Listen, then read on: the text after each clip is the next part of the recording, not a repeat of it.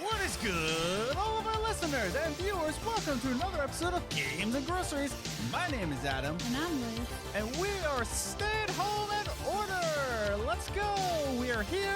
We are staying at home, for the most part anyway, until we go for our groceries. But we're here with a special guest, Andrew Orsie. But before we bring him on, we've got some segments for you. Yes, we do. It's some segment times. What's up? What are you looking for? Oh, my goodness. There he is. Yeah, so our dog is underneath us. And He got out of his chair and decided to stand between us. Yep. So that's the good boy for you. But he is indeed a good boy. He is a good boy. Yeah. And we're not going to be looking up at camera 2 too often because I feel like it gets harder for you as you edit. It does, because I have like a system to editing. Yeah. And so I don't watch the whole video. Do you know how long it would take to edit a podcast that's over an hour long? Yeah. If I had to watch every second. Every second. So I know the exact things that go in where. So I just jump to those and do them. Mm-hmm. So, and I knew the couple times that we looked up, but we looked up more than I thought we did. Yeah. So, yeah, if I were, because to get all of them, I'd have to watch Yeah. the whole thing. Until you get to this part. How you doing? That's the only time you'll see me look up there. Yeah, but really that's just as like a different perspective. Mhm. It's not really something for us to look at. We look at the main camera. Yeah. Camera 1. How you doing? But yeah, so as I aforementioned before, our county in Pennsylvania is now at a stay-at-home kind of crisis. Order. It's a stay-at-home order. Stay-at-home order. It is a crisis, though. Well, the whole thing's a crisis. The one thing I should mention, One, we just went grocery shopping. Games and Groceries, thank you very much. We went grocery shopping, and I saw a person just have a basket of toilet paper. Number one, stop buying all the toilet paper from people. You didn't point that out to me. I didn't see that. Yeah, no, like, I didn't want to be like a jerk, like, hey, that guy has all the toilet paper. No, he had like 2 baskets, just toilet paper. That's it. Toilet paper. Now, that's not the thing I'm mad about. Mm-hmm. That's not the thing. Liz, you know what I'm mad about. Stop buying my particular brand of bread. Stop it. I am so angry about that. It's just, it's the store brand multigrain, okay? It's the store brand. It's the cheap, healthy one, hun. But Everyone that's a wants thing. it. Nobody likes multigrain. That's why I got it, because nobody likes it. And everybody goes for the white bread.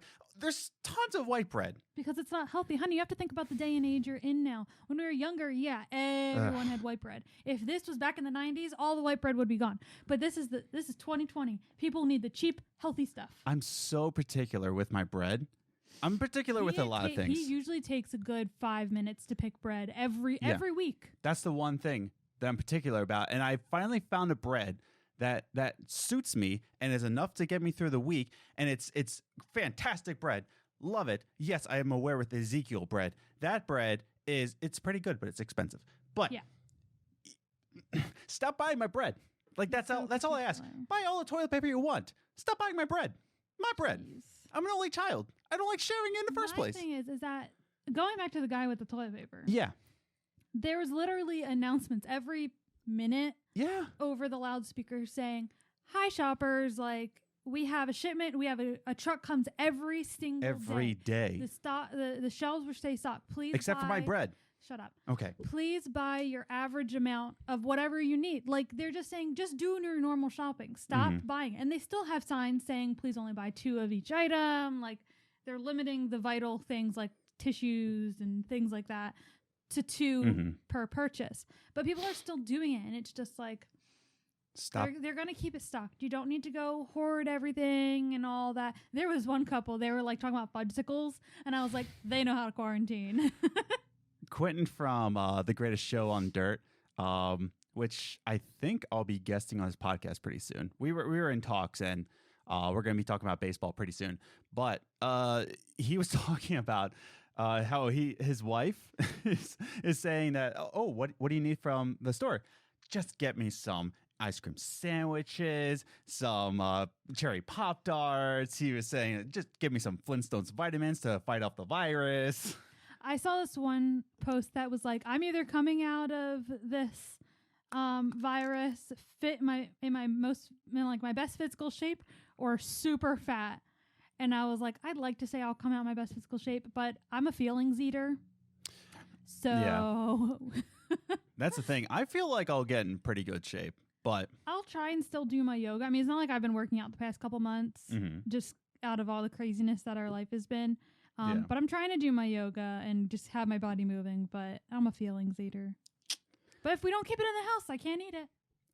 But we've got some segments for you. We should get this show started. I guess. We have Andrew Orsie coming on the show pretty soon. He's from Good Game, Great Game, of course. And you can find him on YouTube. One Up Tempo. One dash Up Tempo. Something like that. Yeah.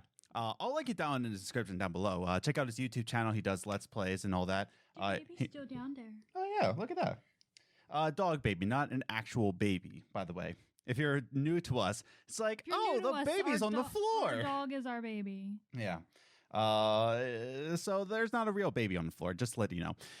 But so before we get started, we want to remind all of you that we're on social media. We're on Twitter at Gaming Groceries, or you can follow us individually. I'm at Ace the Grocer. And I'm at Journey First. So you can follow us there and be friends with us there and talk with us. You can also follow us on Instagram, Games and Groceries, all one word, where you can see behind the scenes photos, some memes, upcoming projects that we're doing. So definitely follow us on Instagram, where we're also going to ask you both on Twitter and on Instagram some questions about the upcoming podcast show. We'd like to get your feedback on that. You can also check it out. Check out Facebook. We're on Facebook. Check out our website, gamesandgroceries.com, where you can listen to all the podcasts from the website, as find out where you can listen to the audio versions of the website, as well as read some articles I've written in the past. And I promise I get to it soon, but things are kind of crazy right now. Yeah. And if you haven't already, if you're watching us on YouTube, definitely hit that subscribe button and hit that notification bell. If you enjoyed this episode, if you get to the end, if you liked it, definitely give it a like. Definitely give it a share for a friend who hasn't heard about Games and Groceries yet. That's the best way we can reach other people. Sure, YouTube's algorithm is actually doing pretty well for us for the ratio that we're getting. So if you have a friend who would like the show, definitely share it with them. If you're listening to us on iTunes or any other audio, definitely give us a rating on Podchaser. We have a link down below to our Podchaser account. Definitely give us a rating over there. And with all that said and done, we should get the show started with our first segment. Movie Minutes. Movie Minutes is a segment that we talk about the movies that we saw in the past week, whether it be on Netflix, Hulu, Amazon Prime, not really in theaters at this point in time, and we like to recommend it or we don't recommend it. So this week's movie is coming from Netflix. It's definitely not a new movie. Oh, no. We were originally going to do, what was it called? Blow the Man Down on Prime Video, which is actually a Prime exclusive movie. But because of these times, we just wanted a stupid movie to we wanted something funny, something that we knew not going to be amazing, but just funny, getting our giggling. So, of course, this movie is on Netflix. It is called The Ugly Truth and stars Gerard Butler and what's the actress's name? Katherine Heigl? Yeah, I think that's Katherine Heigl. Heigl. Let me just double check. It sounds right, but I need to double check. Yeah. But I'm pretty sure that's the right name. But so my opening thoughts, anything that has Gerard Butler in it, you won. That's exactly what I'm going to do. You can just recommend a movie and the description isn't really my cup of tea, and you say, Gerard Butler's in it. Yeah, it was Katherine Heigl. Katherine Heigl, thank you. But when you say Gerard Butler's in it, you got me. That's how I got trapped in the movie Gamer. Gamer is terrible. It's an awful movie, but guess what? Gerard Butler was in it. Does that mean you watch P.S. I Love You with me? Yes, Gerard Butler's in it. If Gerard Butler is in the movie, I will watch it. Guaranteed. That's really good to know. Yeah. He's P.S. I Love You is super sad, but it's a good movie. He's probably my top 3 actor. Like Tom Cruise, of course, number 1. I knew that yet. Yeah, anything with Tom Cruise, you won. Anything with Gerard Butler, and probably anything with Tom Hanks. Yeah, pretty much. Yeah, We still need to watch the Mr. Rogers movie. Yeah, no, that's not because I've been avoiding. It's just no, it came out when we moved, and then it was a holiday, and we just didn't have time, or Yeah. So we still need to. We'll get there. So, Liz, your opening thoughts. Did you not start the timer till I started talking? You've been talking this whole time without the timer. No, the timer's been starting. See, timer. You're so stupid. I enjoyed it. It's a rom-com, and I'm a girl, so there's that. But I I enjoyed this movie. It was funny. It wasn't anything amazing. I did like some of the like situations Katherine Heigl got herself in. Those were the shocking points. Like I hadn't seen those yet. But I mean, it's a typical storyline. You know what's going to happen the second the movie starts because they're the main characters. But it was good. It was funny. It did what we needed it to do. And that's exactly what I thought about it. It's nothing amazing. It just did exactly what we needed to. Yeah.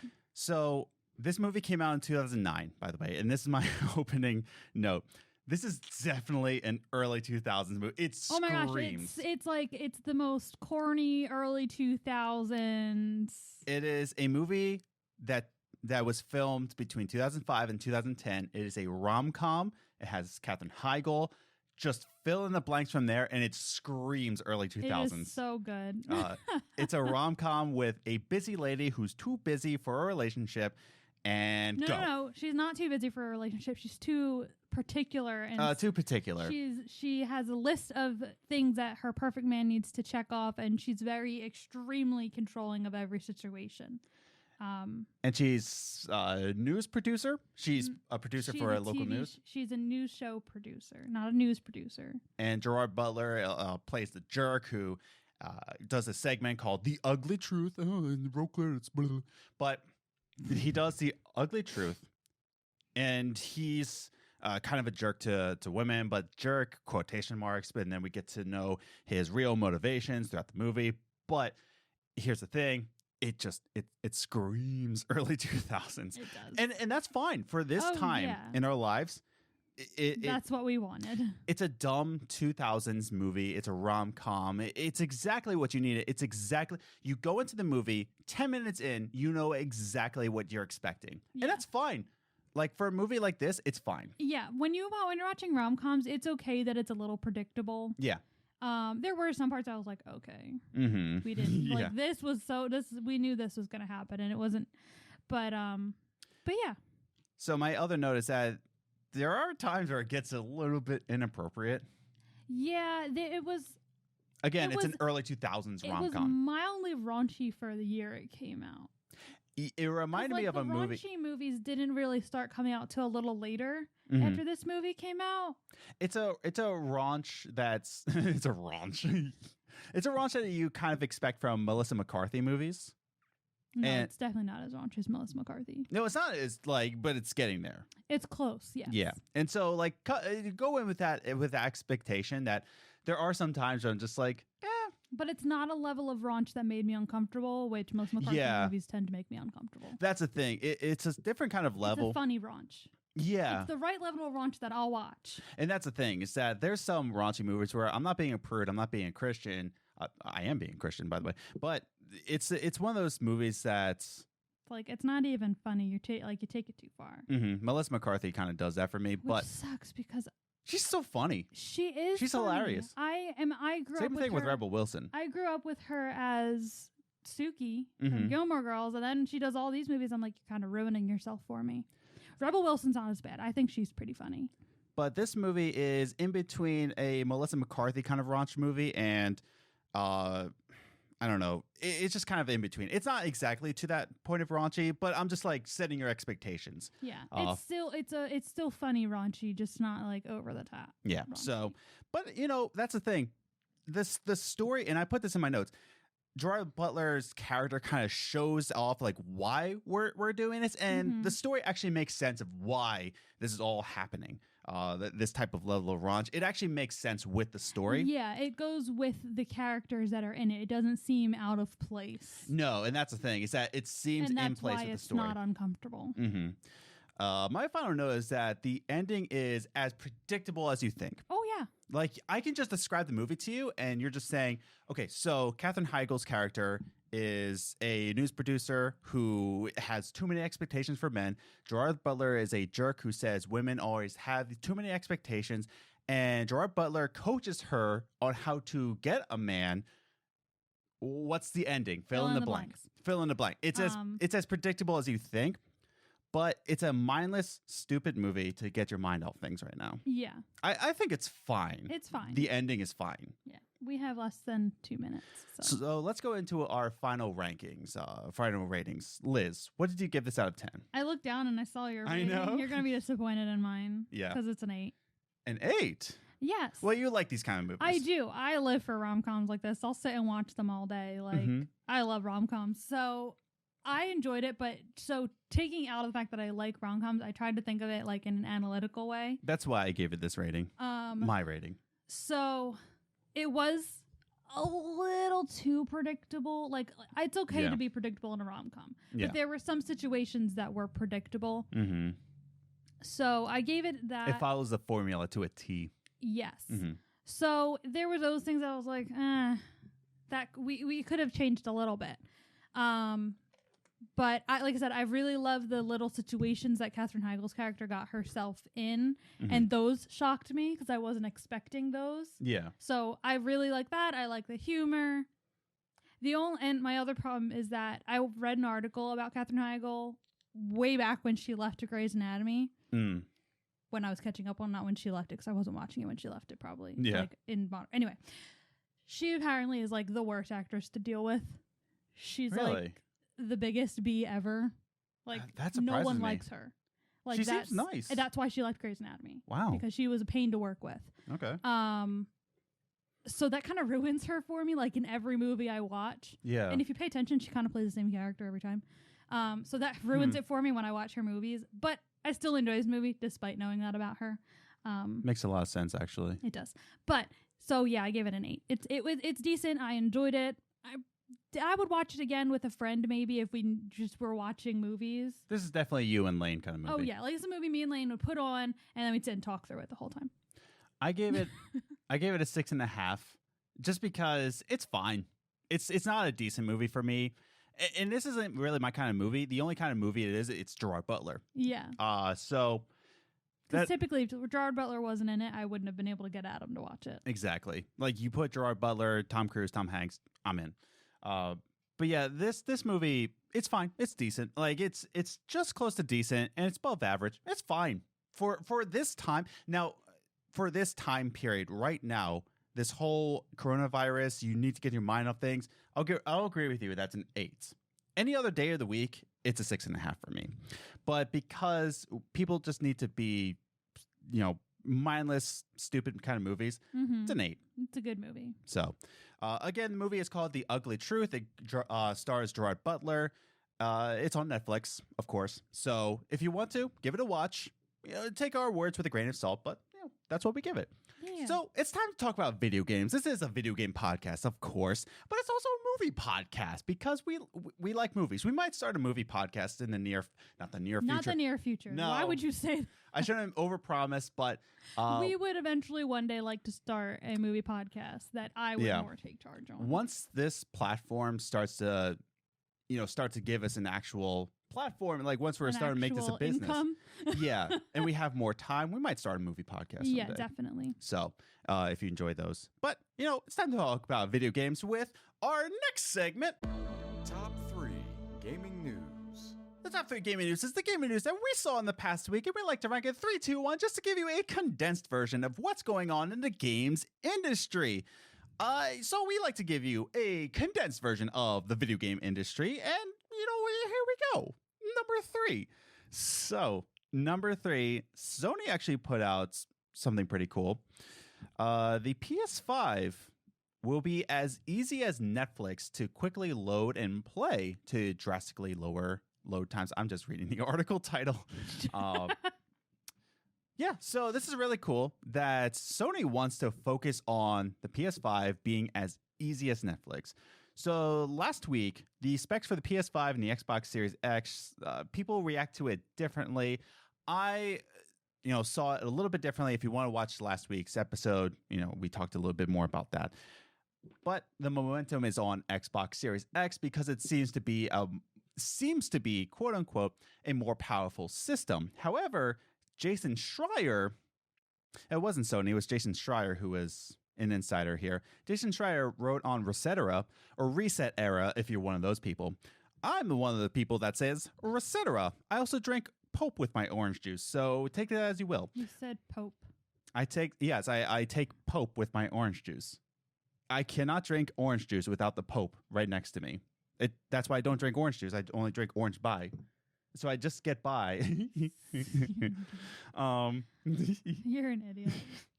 I drink pulp with my orange juice. There you go. I also say recetera. So, but I do not say GIF. I say GIF. You fool.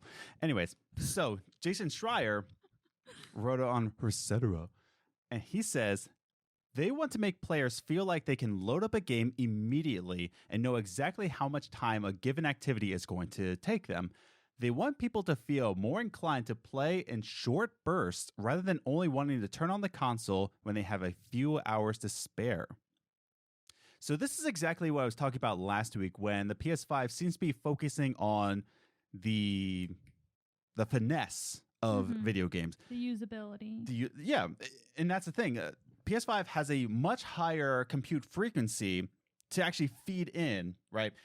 Xbox Series X might be the beefiest of all the boys, but the PS5 is focusing on that finesse. It's working on not being the most powerful system, deadlifting 500 pounds. It's focusing on the quality of life on your PS5. So is this saying that there'll be like a timeline of how far in the story you are? No. It's saying that. I thought No, it's saying load up the game.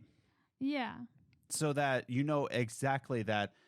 You're not going to. Oh, when you sign on, you're not going to be sitting there with load screens like for half the time. Technically and virtually, but it's not going to be extremely no load time. Yeah. So let's say what's a game that has a high amount of load time. So let's say you're playing Horizon Zero Dawn. There's not a lot of load time in that, but you're trying to get into Horizon Zero Dawn, and you only have just a little bit time to spare. You know that the PS5 is going to be reliable, that as soon as you put on Horizon Zero Dawn, you're going to be playing it. You're going to be playing it immediately. If you only have 30 minutes, it's not going to be a waste of time. Yeah, if you only have 30 minutes, you're not going to be 10 minutes of putting on the load screen. Gotcha. And that's the thing. Horizon Zero Dawn, the sequel, coming out of PS5. But confirmed here on Games and Groceries. Not real. Not real. But, should I press the button? No. Anyways. Ow. But that's the thing, is that this is really good for people who are working full-time jobs, and especially ones who have kids and they don't have a lot of time to spare. They're trying the best they can. Like what Jason Schreier says, they want to make people or players feel like they can load up a game immediately and know exactly how much time a given activity is going to take them. So the loading times are kind of like this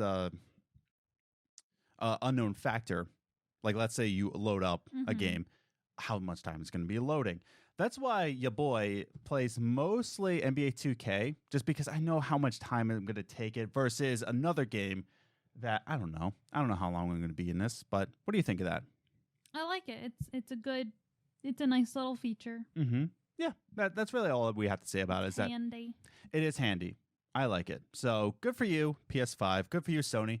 And this is exactly what I said last week, is that you're going to be seeing the finesse of PS5. You're going to be seeing a lot of power coming out of the Xbox Series X. There's going to be a lot of really big open worlds. A lot of Western games are going to be on the Series X. But PS5 is going to focus on the finesse and quality of life. And I think PS5, on a technical spectrum, is going to be the winner in this. But, say it as you will. Put it in the comments down below. I'm also an Xbox boy, so take that with a grain of salt. I've been an Xbox fan since day one. So, and I'm already saying that PS5 is going to be the technical spectrum that we're all looking for. But, that's just my opinion. Anyways, talk about Nintendo! Ayo! Nintendo Switch! Woohoo! Yahoo! I'm Mario, by the way. So, I don't know. Anyways, so Nintendo had a mini Nintendo Direct after we had this huge drought of no Nintendo Directs. I forgot to show you the Nintendo Direct. Yep. But there were some cool games that are coming out, including this Metroidvania. I can't remember what it's called. It was something Shikuramiya. I can't remember the name of it. I'm sorry. But there are some cool titles, including Bravely Default 2 demo that's out, yesterday or, whenever the Nintendo Direct was. But the biggest news is that Nintendo Switch is getting ports of Bioshock, Borderlands, out so much more, and I'm so psyched. But let's get into it. So part of this news is that 2K Games came out, which is the publishers behind these games, and they said that, they revealed that the all 3 Bioshock games, so Bioshock 1 to Infinite, it's all coming out. It's Borderlands, but not 3. So it's Borderlands 2, and Borderlands the pre-sequel, I believe, is also coming out, as well as XCOM 2 and all its DLCs, as well as Burnout Paradise Remastered, and 2 older Star Wars games, including the Podchaser game, which is dope. But I think this is really cool. What's even more awesome is that all 3, Bioshock, Borderlands, and XCOM 2, these 2K games are coming out the same day, May 29th. Wow. So here's something that I should probably tell our audience. Okay, audience, a little secret for you. I've never finished a Bioshock game ever in my life. Wow. Ever. Now, when I say I've never finished it, I've started Bioshock, but I've never beaten it. So sorry. But isn't that the game you have here that you've started like 3 times? No. That's something else. That's pretty much 25% of my backlog. That's true. But I've seen Bioshock Infinite. When my roommate in college got Bioshock Infinite, I watched him play it. Like, I was there. Yeah, but you weren't playing it. No, I didn't play it. That's when Gears of War Judgment came out, and that's what I was playing. And he was playing Bioshock Infinite, and we were watching each other play each game. And I started Bioshock, but I've never actually played Bioshock. I'm sorry. I'm not a real gamer.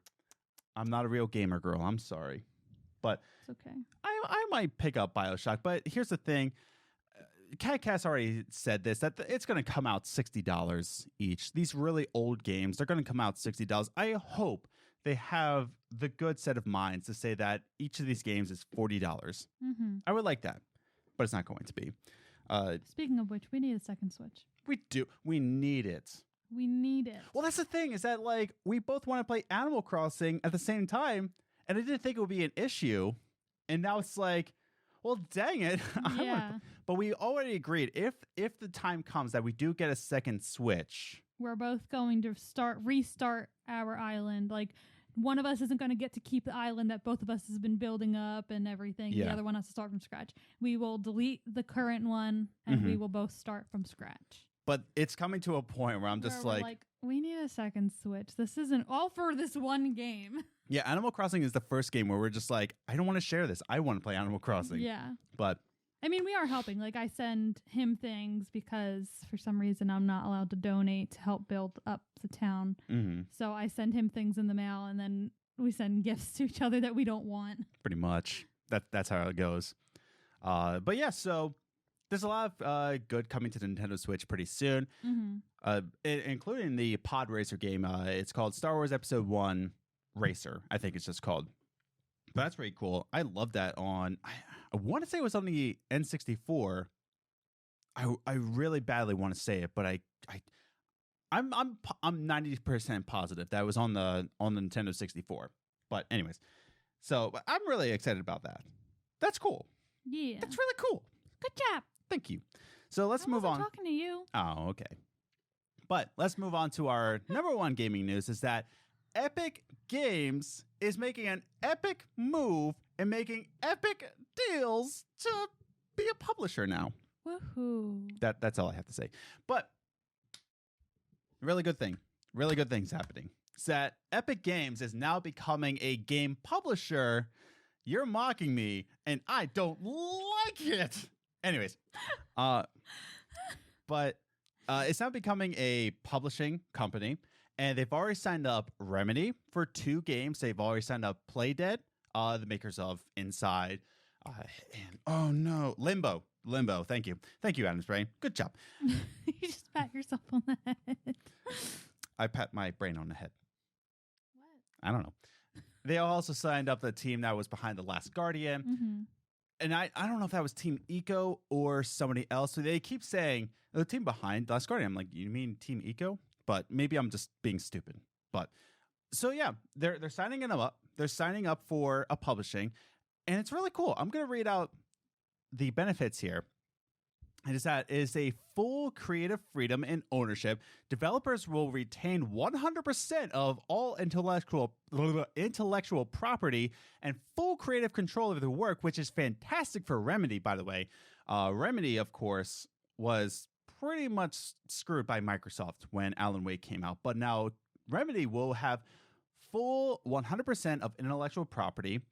It will be fully funded projects. Epic Game Publishing will cover up to 100% of the development costs, from developer salaries to go-to-market expenses such as QA, quality assurance, localization, marketing, and all the publishing costs.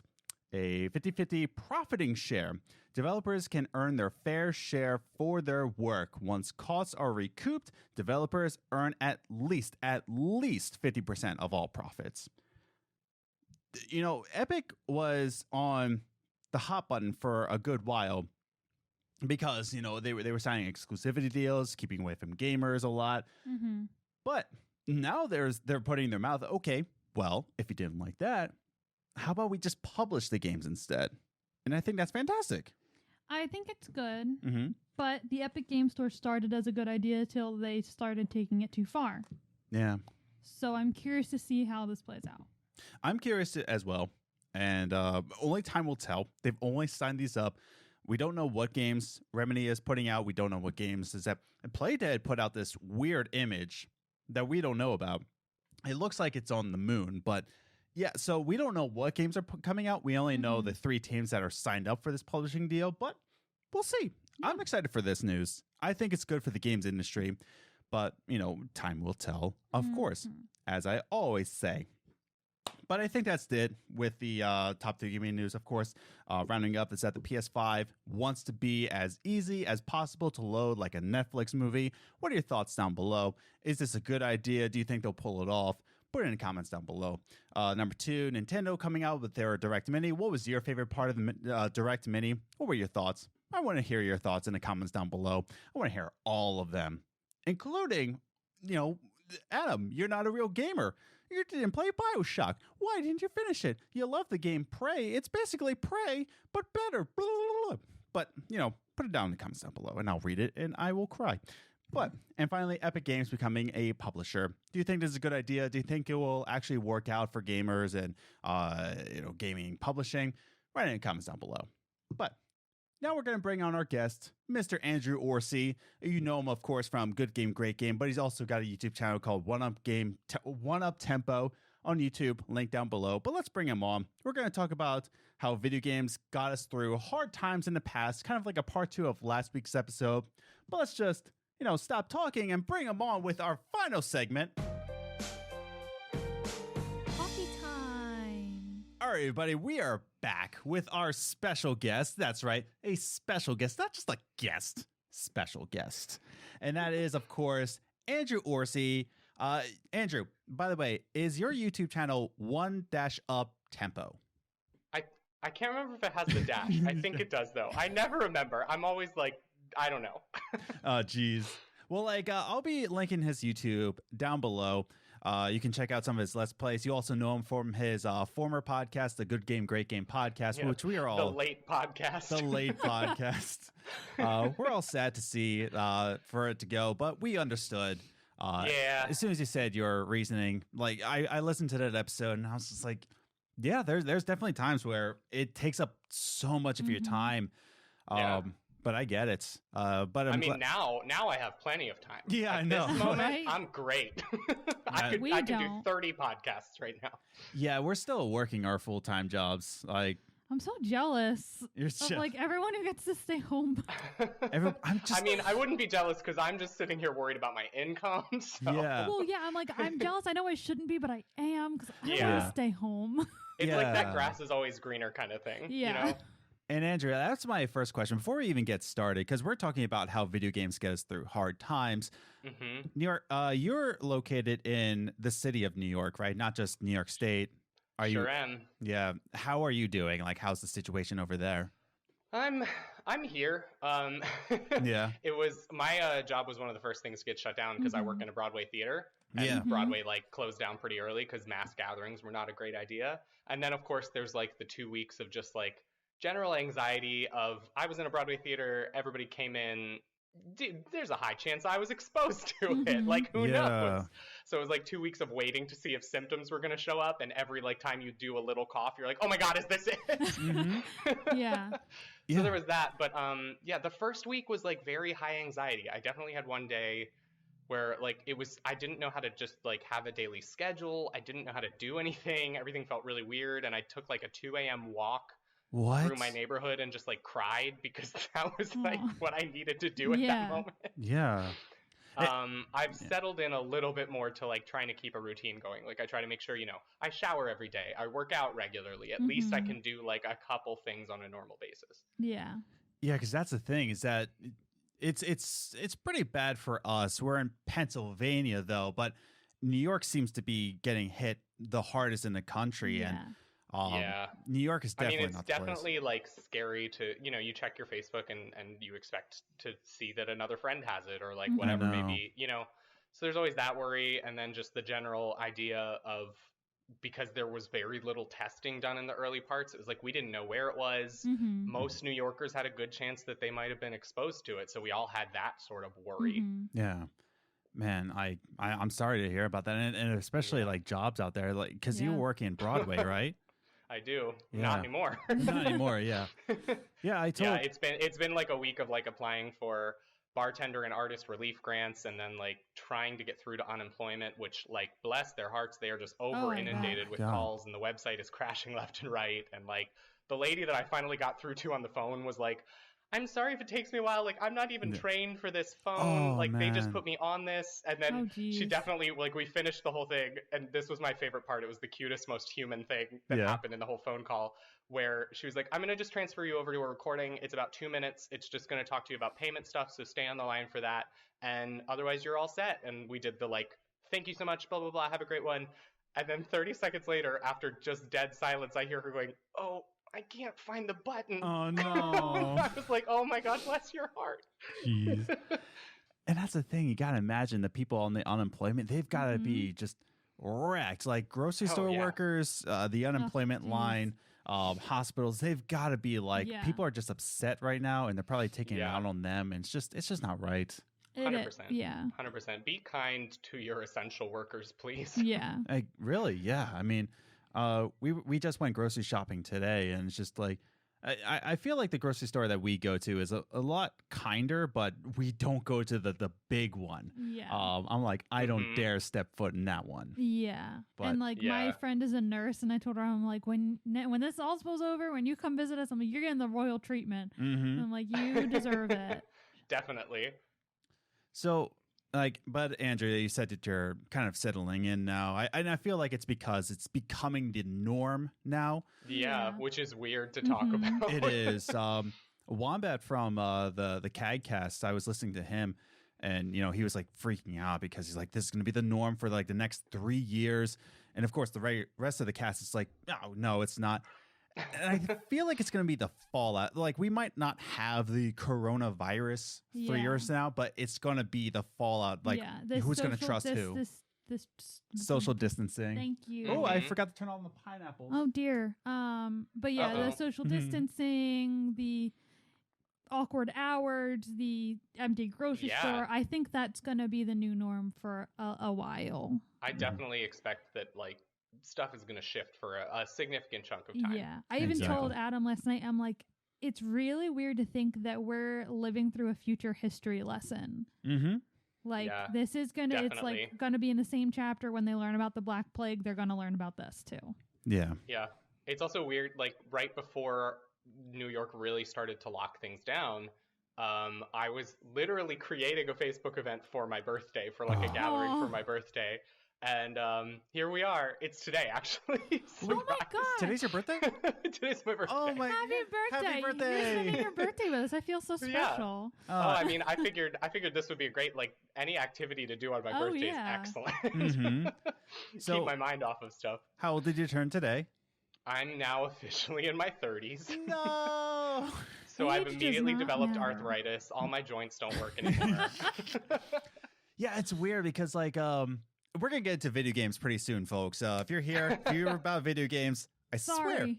But yeah, no, I still remember the old gym I used to go to when we lived in Long Island. It was a much like older demographic, and when I was deadlifting, squatting, I just remember thinking as like a 27-year-old, I was like, I am not the same as when I was like 17, 18. They're like, oh, you're still young. I'm like, I get it. I'm not your age, but but you can feel the differences. Even those 10 years, like you can feel when things are changing. Mm-hmm. Yeah, like I know, like I didn't work out a lot when I was younger, but I did play sports and I was flexible and everything. And now I try and do a cartwheel and like everything kind of sore a little bit after I do a cartwheel. I'm like, oh, jeez, that was a lot of work. Yep, I used to be able to do a leg day and have it like, I might be sore the next day, but it would usually kind of go away. And then once I had done one, if I was consistent like week to week on doing them, I stopped getting sore afterwards. Every time now it hurts. I feel that one. But so let's get into video games real quick. We talked a little bit of how we're all doing. I mentioned in the beginning, the intro, people are buying my bread, and I'm very upset about that. But that's how I'm doing. I'm more concerned about my bread. But obviously the bread. But in this time, we're going through some hard times. What games are we all playing? And I have a little bit of a guess what game we're all collecting. All three of us are playing. You might be wrong. I might be the odd man out on this one. Really? Okay, well... I'm assuming your guess is Animal Crossing. Oh, of course. Well, yeah, I'm actually not. Oh. What? I thought you were playing Animal Crossing. No, we were going to play it for Good Game, Great Game.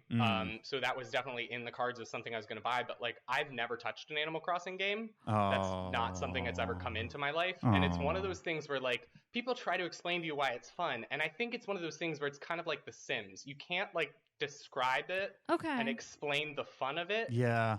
So, and I acknowledge that, but as somebody who hasn't actually experienced the fun of it, I had a bunch of other games on my list and also like kind of limited income, so I have not gotten it yet. That's true. Okay. What game or games are you playing? Because do you have Game Pass? I do have Game Pass. I was about to say, like, so what game or games are you playing?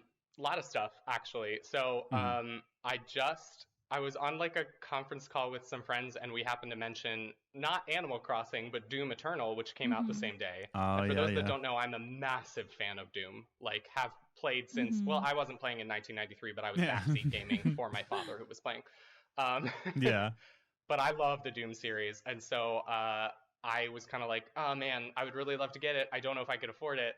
And like, I mentioned it as an offhand comment. It wasn't supposed to be anything. And then they all like secretly texted each other and bought me a PlayStation gift card so that I could get it. Oh, that's nice. So I'm actually replaying the 2016 Doom just as like a lead-in because I wanted to let me just replay this whole game, then I'm going to go into that. So I'm currently doing that.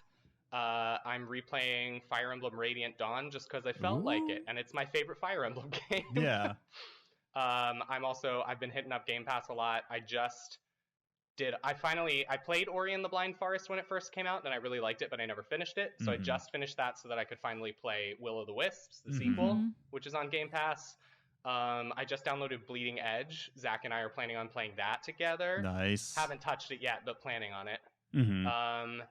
And then I'm also, I don't know, I'm playing so many things. I just kind of like figure out what mood I'm in that day and then play a game. Yeah. That's the good thing about Game Pass though, is that like it's there for every kind of mood, every kind of game. Yeah. Oh yeah, Slay the Spire. Slay the Spire has a new character and I have been playing.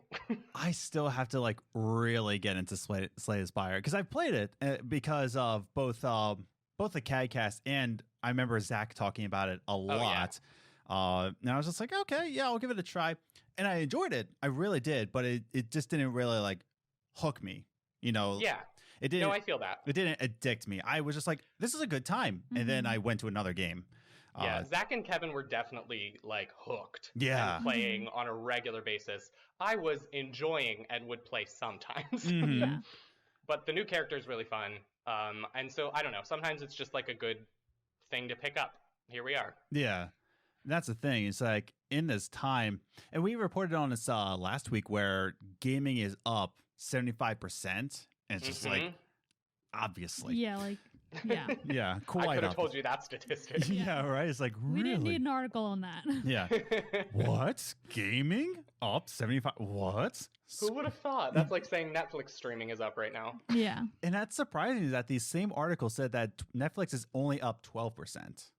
And that shocks me. Well, the only thing I would say with that is if they're looking at the individual streaming services, it's probably just because people are using various ones. Mhm. Yeah, that's true. It's more spread out. I bet if you said like PlayStation 4 playing is up, it wouldn't be a full 75%. You know what I mean? Mhm. And that's the other thing is that like I wouldn't know the stats before that because Netflix is one of those things that you can just no matter what mood you're in, you just put on Netflix versus video games you have to be in a certain mood for. Mhm. Oh, totally. And so I feel like Netflix was already up there already. And so that 12% is just like, just more people are doing it more regularly. I'd agree with that. But so am I wrong to say, right, that video games are there for the comfort of things, right? Let's really get into the topic at hand here. That video games get us through hard times, right? And I want to really ask, do we think that video games are okay to go to in this time, okay for comfort? And what's the line where it becomes unhealthy to do so? Yeah. I think it's a real question here. Yeah. So, Andrew, what do you think? I mean, I would say, like, I don't think it is across the board unhealthy. I think it's very good to be going to that kind of thing. I think when you are in a state of almost perpetual anxiety and not really knowing what to expect moving forward, like, distractions are pretty essential and you're stuck inside, and anything that can kind of break the routine of literally just laying in your bed all day long and doing nothing is going to be helpful. And like it can really help you ease you through the like higher anxiety spikes. Like that's absolutely true. In terms of like the line where it might be unhealthy, you maybe need to pay attention to like if you're completely disassociating from things, if you've gotten to the point where like you're trying to get out of reality so much that you're not paying attention, you're not taking care of yourself, then it's maybe exacerbating a mental health issue as opposed to relieving it. So I think it's literally like absolutely use them, like please distract yourself right now, but also just do mental check-ins, like be present in yourself. Like I will sit sometimes and just like, even if it's a pre-workout, like 10 minutes of stretching, and I'll make sure that I like really like pay attention to how I'm breathing. And that's kind of, even if that's the only 10 minutes of my day, that's when I like check in. I'm like, all right, where's my brain at today? Am I high anxiety? Great. That's something I should note. Let's move forward from here. Like, it's not like you are wrong for being anxious. In fact, you're probably really normal for being anxious right now. You'd have to be a sociopath to not be like at least a little bit anxious about what's going on. Like it's one thing to like not freak out about, but you're not even just the slightest bit concerned. Yeah. Right. Then like, who are you? Exactly. So yeah, and I think it's just making sure that as long as you have that self-awareness going on and you're keeping track of yourself, and if you are at a spot where you feel like you can't take care of your own mental health and the video games aren't distracting you from it, they're just like taking you deeper into the shell, maybe that's when you reach out to a friend, text a friend, call them if you're okay with phones. Whatever our generation has with phones. Yeah. It's that kind of thing. Yeah. And as you were talking, it kind of reminded me of Andrew, have you ever seen the movie Reign Over Me with Adam Sandler and Don Cheadle? I have not. I've heard of it, but I have not seen it. Yeah, we did it for a Movie Minutes at one episode. I can't remember which one. But as you were talking, it reminded me of Adam Sandler's character. By the way, one of Adam Sandler's best roles ever in his career, where he played a man who lost everything. Like he lost his dog, his wife, and his like daughter. Oh man, spoiler alert. So sorry if you haven't seen it. But it was due to the 9/11 attacks, and his whole character is that he's just locked in his room playing Shadow of the Colossus. That's all he plays is Shadow of the Colossus, and plays the drums every now and again. And Don Cheadle's character is his friend who's trying to get him out of that shell. And that's what, like, when you were talking, I think that's what I picture is Adam Sandler's character in Reign Over Me. Yeah, it's very much like even if you just have that one friend who you know would be in your corner. Like Zach and I right now are doing regular check-ins. He's not even in the city. He went home to be with his parents in Syracuse, but he's like, texting me and Kev every once in a while, just being like, checking in, where are you guys at today? And it's that sort of thing where it's like, all of us are probably going to have rough days here or there. And if you have somebody else who's also helping to keep tabs on you, you can then reach out to that person, and you each can support each other on those days and make sure to, like, even if it has to be tough love, whatever it has to be, you know, like, did you take a shower today?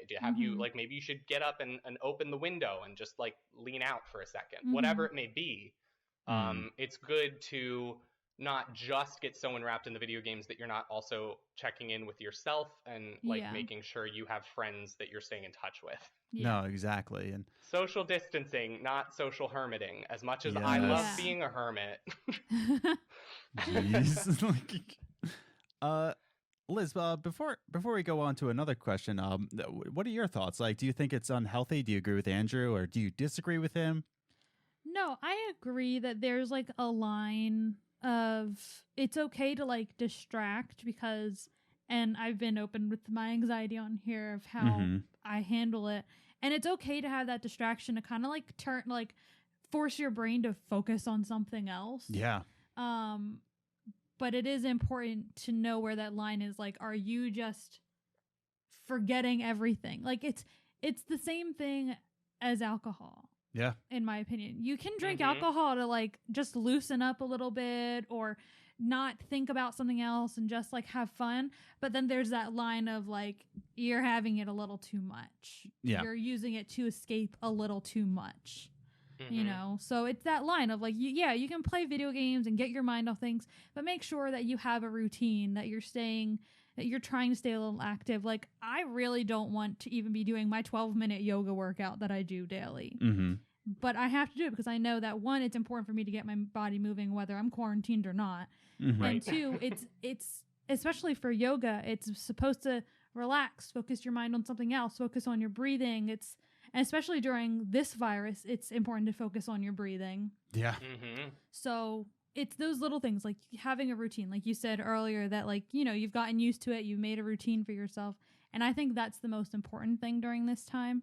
But I think it's perfectly okay to use a video game, a movie, a book, anything that takes you out a little bit. Yeah. I think that's perfectly fine. Yeah, do all three. Have a schedule. Wake up, eat breakfast, play video game, eat lunch, shower, read a book, and, like, you know, stuff like that. Yeah, exactly. I'm planning to do a new video. Like, I've been doing the video essays. By the way, new one dropped this past Saturday. So if you're watching, you maybe should watch it. Anyways, but I'm planning to do another video essay where it's exactly that. I had this one schedule, and I talked about this on the podcast, where the division really kind of saved me, my mental state, because I was in between jobs.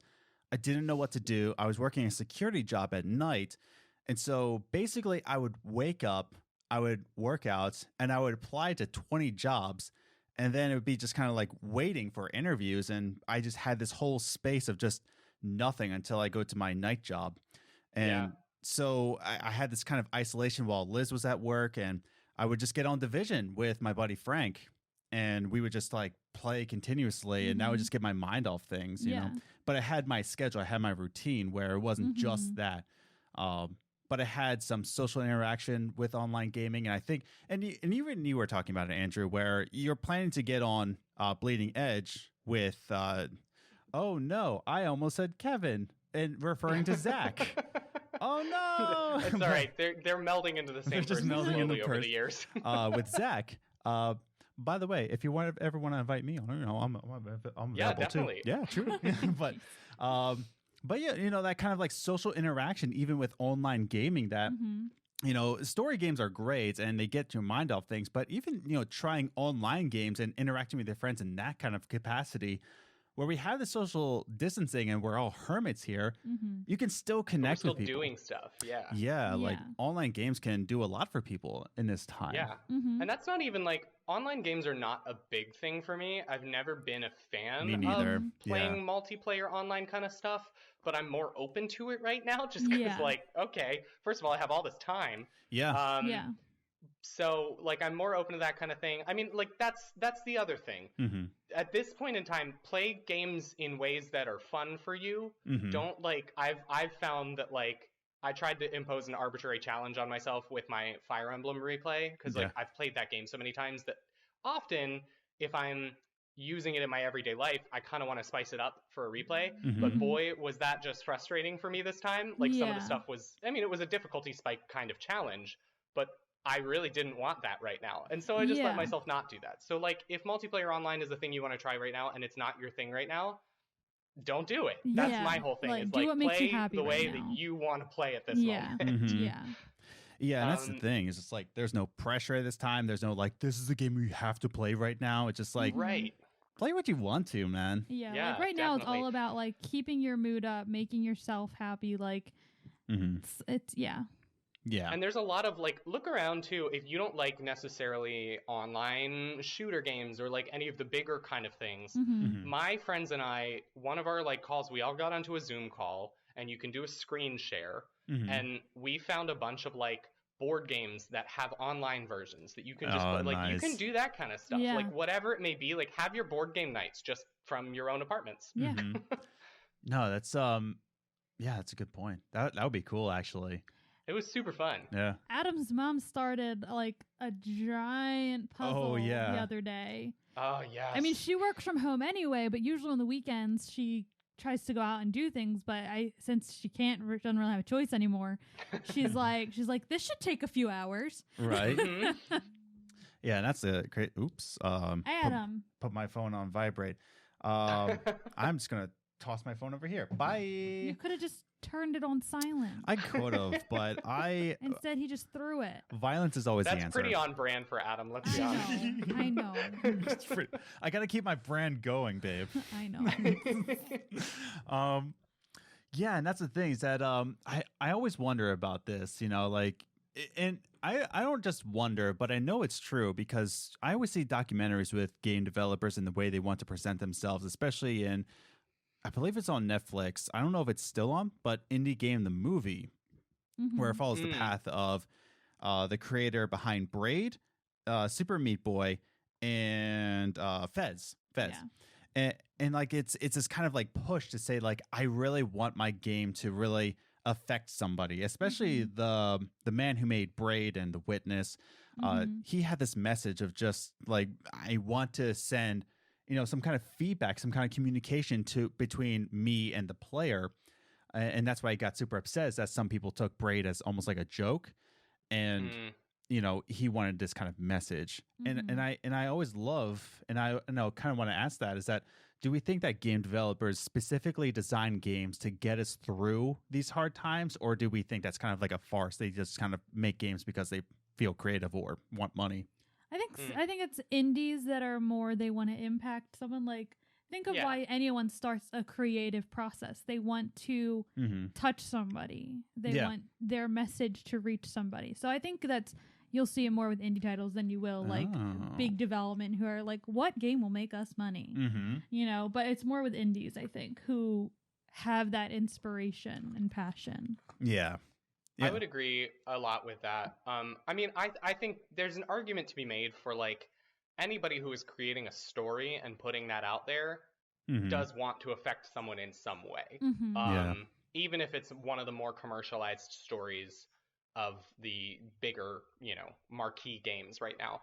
Maybe that's just the story writer portion and it's a little bit more of a technical process, so it gets lost. But I don't know that every game is necessarily made for like a time like this, or like really addressing mental health, or you know what I mean? But I think you can also like definitely call out some specific games that are. Yeah. And like Liz said, a lot of those are indies. Like the ones that come to mind for me are like Sea of Solitude is absolutely that type of game. Yeah. That's a hit. Celeste is absolutely that Yeah. type of game. Yeah. So it's like those sort of things where it's like, yeah, those developers absolutely were like, this is for, we know that like a lot of gamers are the type of people who maybe are more socially anxious and therefore more susceptible to depression and those kind of things. And we want to help those people work through that and like reassure them that it's okay. Yeah. So yeah, I definitely think there are some game companies that very specifically create games for times when like mental health is at an all-time low. Yeah. And I think others are just trying to impact people in their own ways, whether that's to make them laugh if it's a more comedic game or whatever it may be. But anybody who's creating a story, I don't think you put a story out in the world without a hope that somebody responds to it. I like that last line he says, like, you create a story for the hope that somebody connects with it in some way, Yeah. or even just like, even if it's not a story, you hope that somebody uses this like for almost the greater Yeah. good. Yeah. And I agree with both of you that I think it's more indies. I'm not saying that no AAA game will ever do this. Oh no. But you always see it with the indies, and I think it's because, like what you were saying, Liz, even, is that you start this kind of creative process to finally reach somebody, and you're doing the effort, and you're putting out that message, instead of I apply to a company, like I applied to Rockstar, and I hope Rockstar is making a creative. No, you're actually making the effort to actually reach somebody, Yeah. Even giving an example of indie podcasting, but indie podcasting, we're putting out this message, and Good Game, Great Game. Also, by the way, like there's still, the catalog is still out there. You can definitely check them out, any of their past episodes. But each of us put out this indie podcasting in the hopes to reach somebody, to make them laugh, to make them think, to make them feel something, rather than I apply to a radio station and I have to go off the script of a radio station. Yeah. I think it's more inclined to, if you're going out and making that kind of effort, Yeah. it's more I don't know what I'm trying to say. It's more, personal. Yeah. Yeah. But It's even though, like, I would argue the dichotomy, like, to relate it back to things I specifically have done. I'm an actor, but I'm also a writer. Yeah. And it's a very different approach. I mean, obviously, when I audition for a show and I get into a role, like, you want to make that role something that someone can connect with and blah, blah, blah. So you do bring your humanity into everything you do, but it is so much more keenly felt, my reasons for putting art out there, when it's something that I've created. Yeah. I wrote, well, I will say I wrote a piece my senior year as like my kind of like thesis project. It ended up being like a half-hour play, and I just created these 5 characters, and I was like, I'm gonna make like a comedy thing. I want people to laugh and like forget their troubles for half an hour and da da da da da. And then I literally sat down and started writing it, and I don't know what it was about these characters, but boy, it went into an existential, like deep piece, and I was like, I guess we're exploring something else here. Yeah.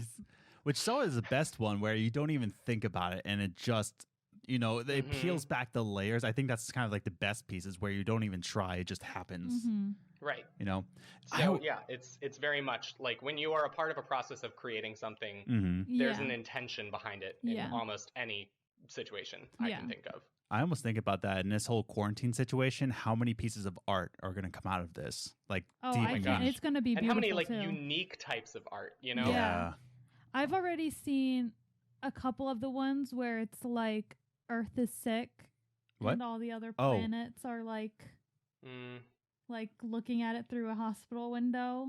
I did not see that. I've seen that, and I've seen one where it's like a bunch of different flags make a woman, and it's like Jesus holding up and like taking care of it. I don't like that image at all. That kind of creeps me out. No, it's like it's just it's so nice. Like, and I mean, it's a cartoonish, so it's not like it was like a deep meaning. It was like a nice little image. It was like, oh.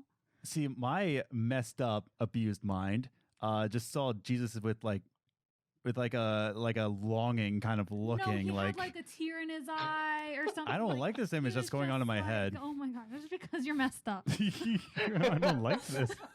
You're such an idiot. Adam, you might want to do that mental health check-in right now. Right. But no, like, I think the art that's going to come out of this is going to be absolutely beautiful. And since it's something that affected the whole world, I think it's something that everyone's going to appreciate, and then it's going to be, it's going to touch everyone. It's going to create this sort of like universal art that we can't always seem to get. Yeah, like usually when I go to art museums, I'm like, okay. Yeah. Like it's that, that's really cool, or that's really pretty. But I never really get the feelings behind it, whereas I feel like if I see something from now, I think I would get the feelings behind it at this point. I bet there are a lot of people that would do the same thing. Yeah. Like if I was in full quarantine, like if I had the time to actually like write out this kind of script, I kind of wanted to make a video, almost like write a script of like journaling my thoughts in this time. But I don't know how I'd write it out. And well, that's like my thing. Like I've wanted to do home videos. Yeah, true. And like videography is It's one of my things. It's like, I would love to do that. I have so many art projects I want to do. Or we can write more skits with Floki involved, and we can put them on Instagram. Yeah. Yeah, no, it's oh, yeah. Oh, no, I need my phone for this. I wanted to go through some social media answers. Hold on. You regret yeeting your phone now, don't you? I regret everything. But yeah, before we kind of wrap things up here, I want to go through some of the social media answers. Follow us on Instagram and Twitter, at Gaming Groceries on Twitter, Games and Groceries all one word on Instagram. And I want to talk through some of your answers on social media. Yeah.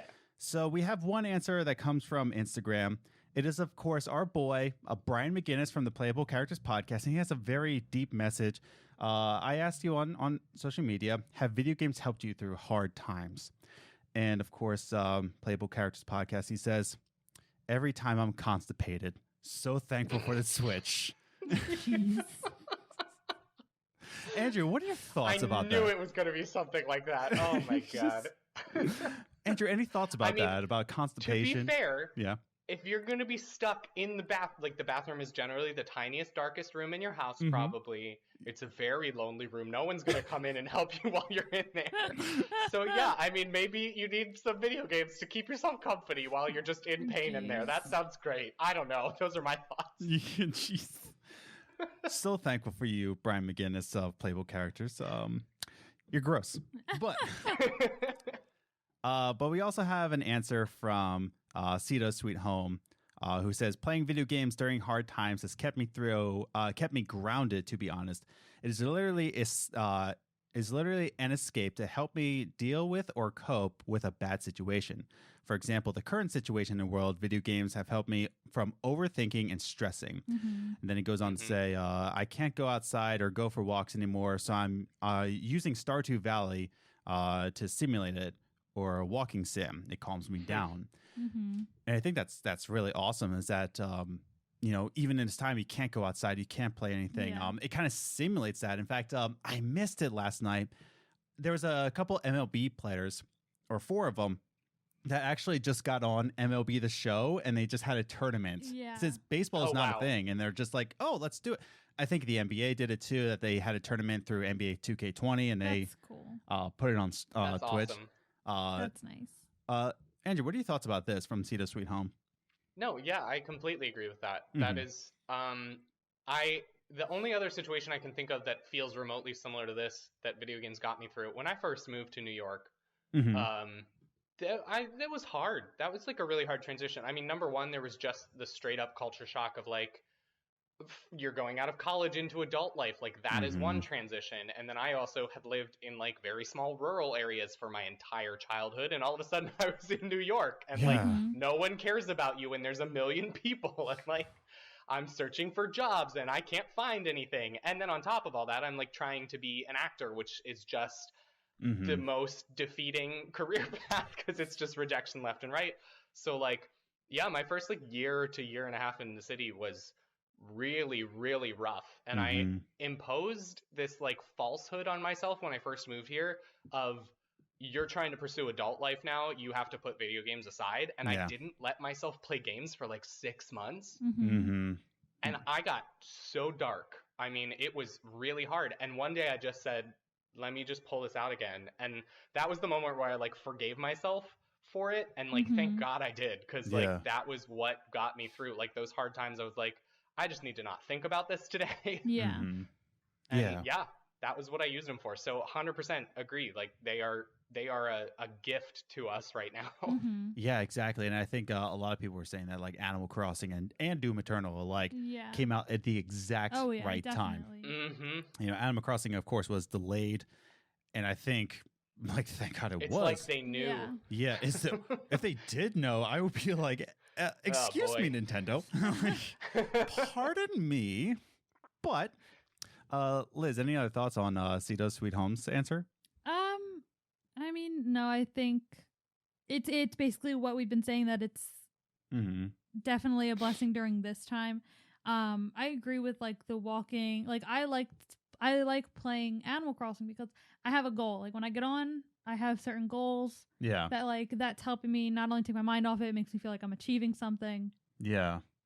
So yeah, And things are right in the world. All the peaches are as they should be. I ignore the peaches. All the peaches. All the thank God. peaches. Nom nom nom. Jeez. I will say, like, there's the two-sided thing of video games getting you through stuff, because I feel like with these times I play them a little more distantly sometimes because I'm just trying to have some sort of distraction and I'm just like going through them. And I think this was something I started doing more because I did a podcast about video games where we were playing a game. I was a little more present in my playing because I was trying to make sure I had things to talk about and I was paying attention to everything that happened. And that's when you can kind of find some of the personally relatable stuff that'll help you. And this is going to be a very like strange shout out. And I don't know if the intention here was for this to ever help someone in the way it helped me.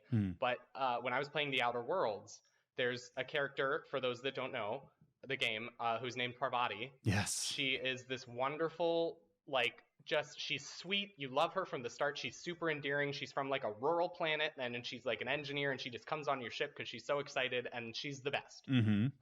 She's incredibly well written, but you land on another spaceship, and you start this quest line that is like a romance quest line with the engineer of that spaceship, and it's super endearing because Parvati is just adorable, and she keeps making up excuses too. Oh my God, she's like making up excuses, and she's getting poetry, and she's like, I'm not sure she's interested in me, and it's like, oh honey, that sort of thing. So you just want to help her through, but this quest line, like, I was just kind of like, oh my God, I love it. My first person is a lesbian. Like, God bless. This is representation. It's what I wanted. Here we are.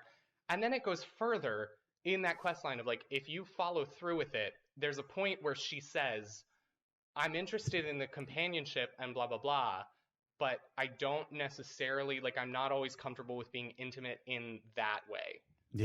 And like, you get the implication overall as you talk through that with her is that she's probably an asexual lesbian. So she's not actually interested in the sexual intimacy. She wants the companionship and the emotional intimacy and blah, blah, blah. Yeah. And I had literally never seen that represented in any media ever.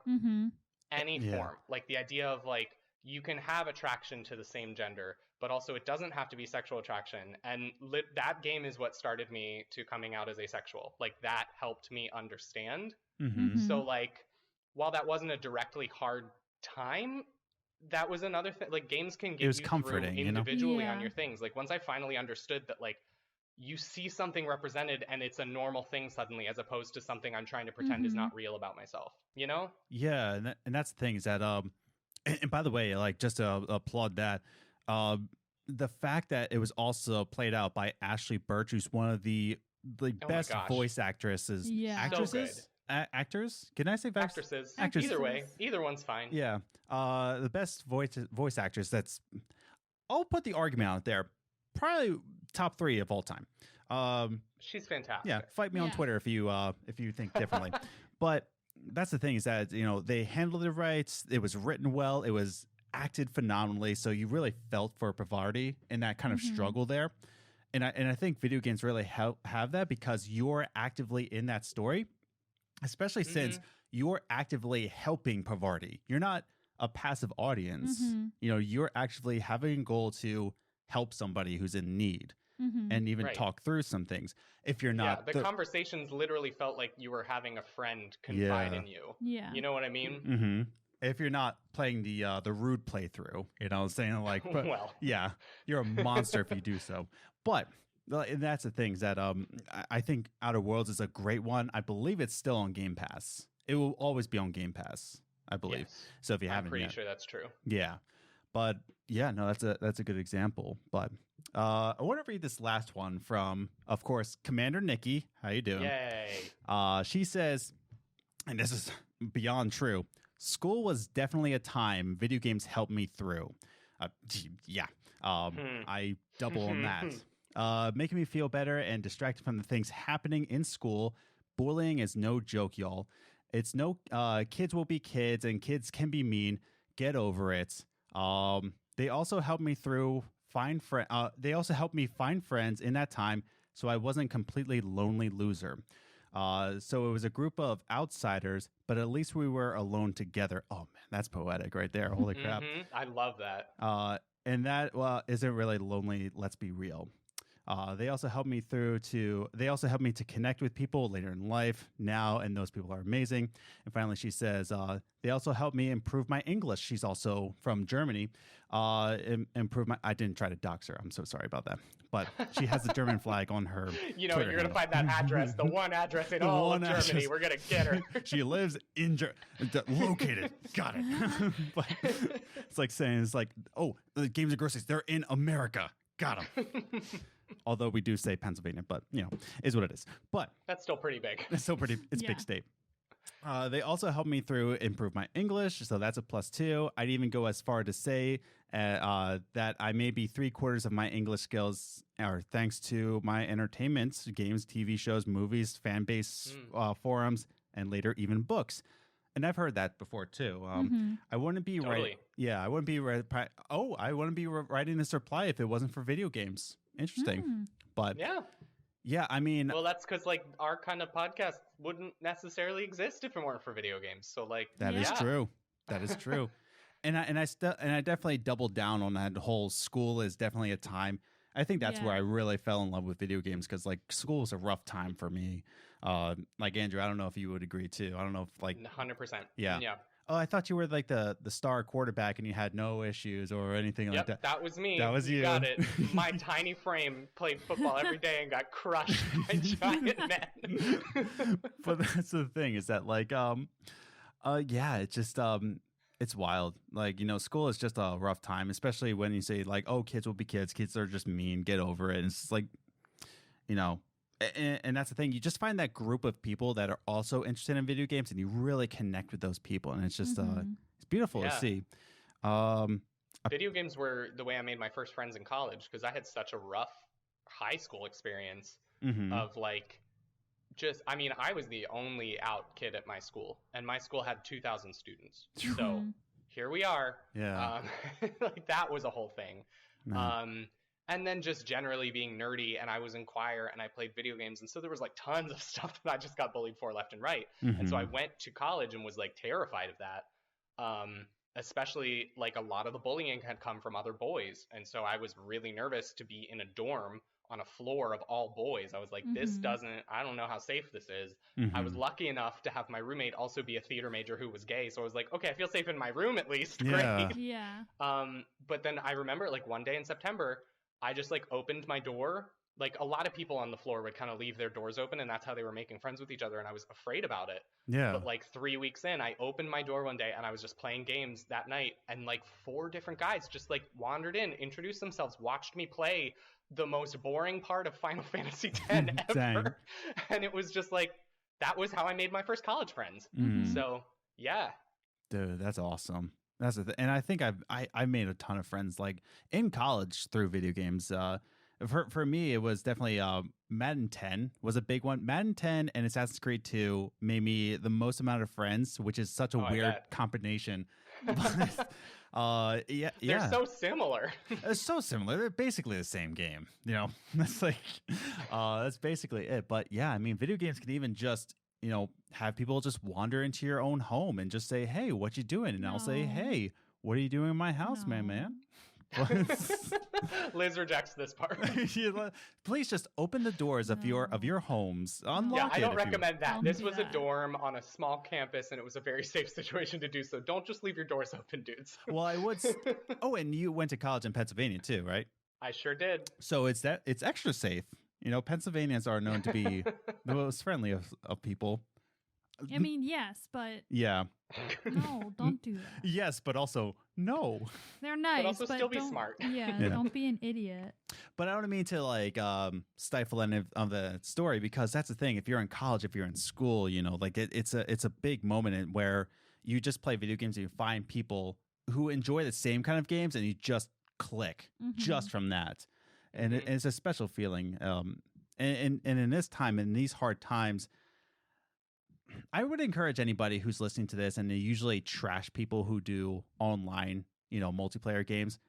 I really encourage people really in this time, if a stranger, if a random, if you will, put on my spectacles, top hat, blah, blah, but if a random person, just jumps on your feed, be so encouraging in these times. You know, like if you're one to trash talk, stop. Like just for 3 months. Don't be that person. Yeah. And make friends, online games, you know, invite people on. Don't trash talk. Don't be like, dude, just get on your game.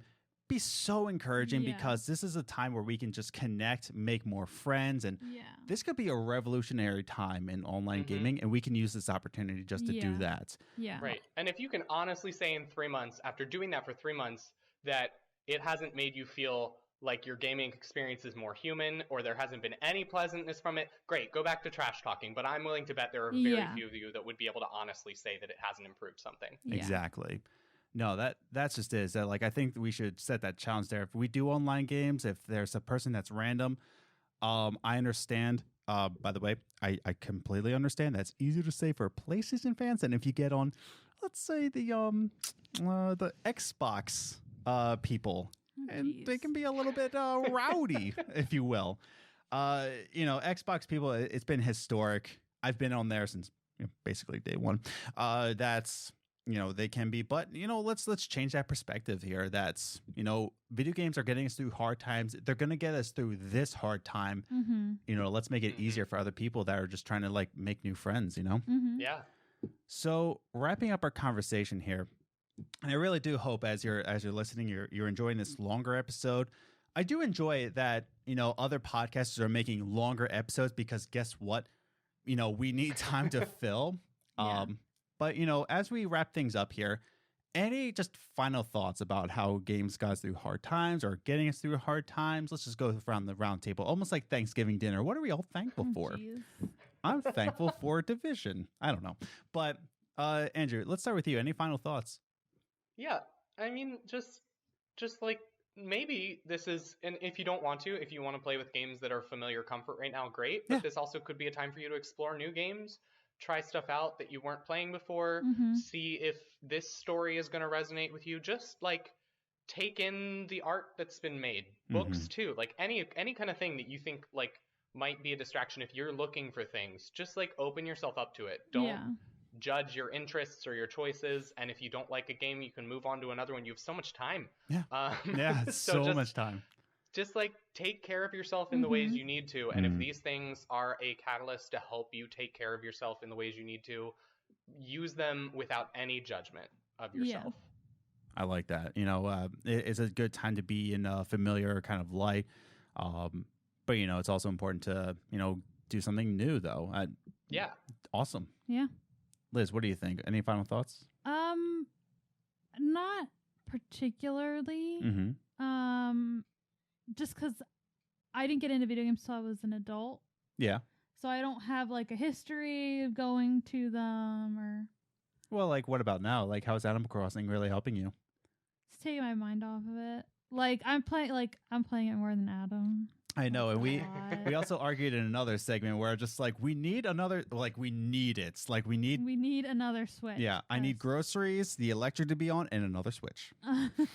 So yeah, like when like I can't remember exactly what I was thinking over the other day, but I just like sat there and played Animal Crossing for a while, and like it just kind of got my mind over. Like I wasn't thinking of anything else. I was just focusing on paying my debt in Animal Crossing. Jeez. But yeah, your nice capitalist debt on an island. Right, Mr. Tom Nook over here. But yeah, I mean, you know, final thoughts from me. Are you like any other thing? Okay, I didn't want to be like, oh, final thoughts from me. By the way, why? That's the rest of my life. Yeah. Well. All right. Thanks for listening to Games and Groceries. Bye, everybody. I don't mean it that way. I just mean Adam is very much an only child. What do you mean? I'm just naturally a star. I know, dear.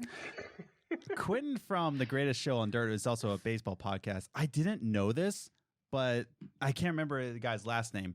But he wasn't Jewish, but his name was David. It wasn't David Ortiz on MLB, but his name was David, and he was wearing the Star of David. And a reporter said, "Hey, why are you wearing the Star of David? We know you're not Jewish." And he said, "Well, it's because my name's David, and I'm a star." Oh my goodness! I was like, no. I was like, "Woo, what a choice!" Yeah, like I've got some cojones, but you know that's a bit much. That's a bit much. Anyways, but I guess final thoughts from me is that, I agree with Andrew, is that go to your comfort. If you've played, like for me, my comfort zone is Assassin's Creed 2. I've played Assassin's Creed 2 more times than I can possibly count. If you ask me on the street, how many times have you beaten Assassin's Creed?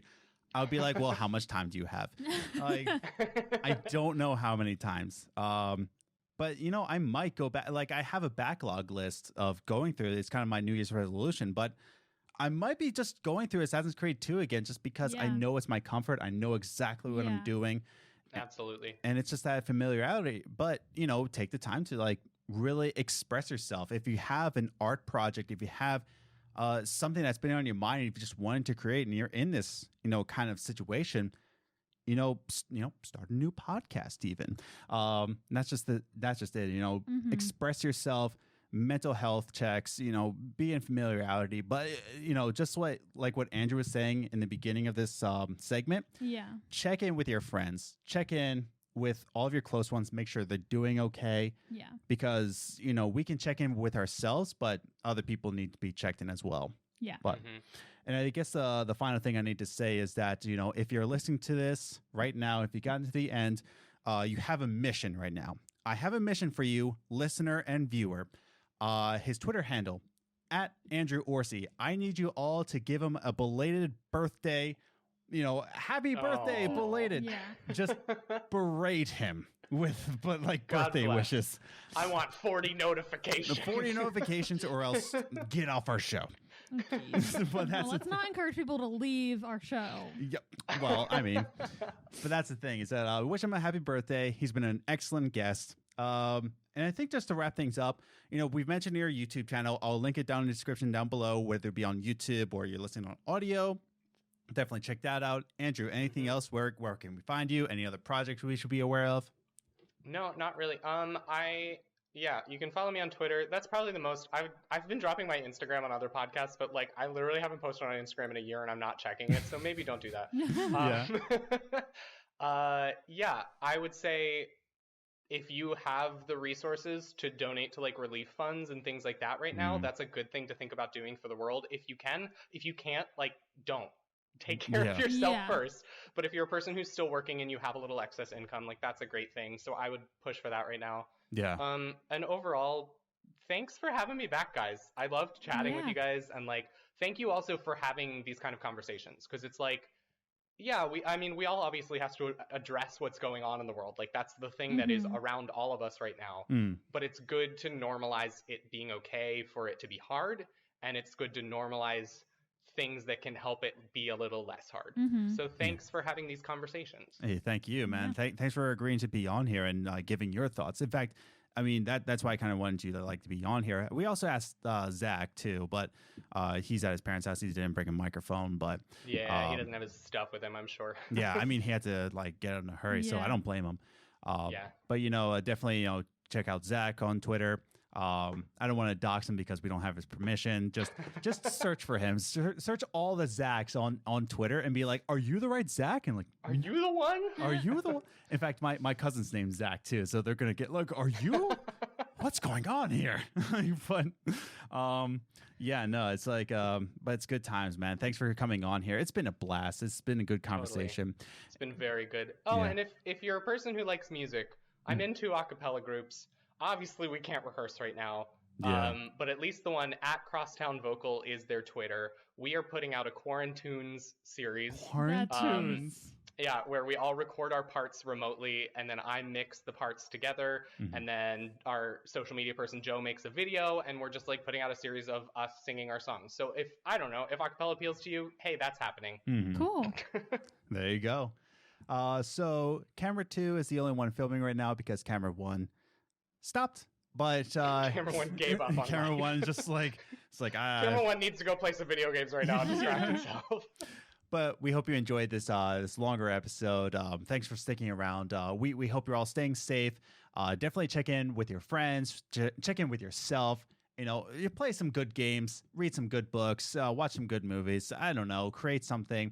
It's really up to you. Whatever gets you through this. It's a hard time right now, but we're gonna get through this. We're all strong together, but just don't be together. You know what I mean? It's like don't be together, but we're strong together. Just stay away from each other. Anyway. So thank you for listening to Games and Groceries. You can find us on Twitter at Gaming Groceries, Instagram, Games and Groceries, all one word. And we thank you for watching this one. Definitely subscribe if you haven't yet, and give it a like and a share if you enjoyed this episode. And with all that said and done, thanks for watching this week's episode. We all have a safe week. We just wish that on you. Have a good week. Bye.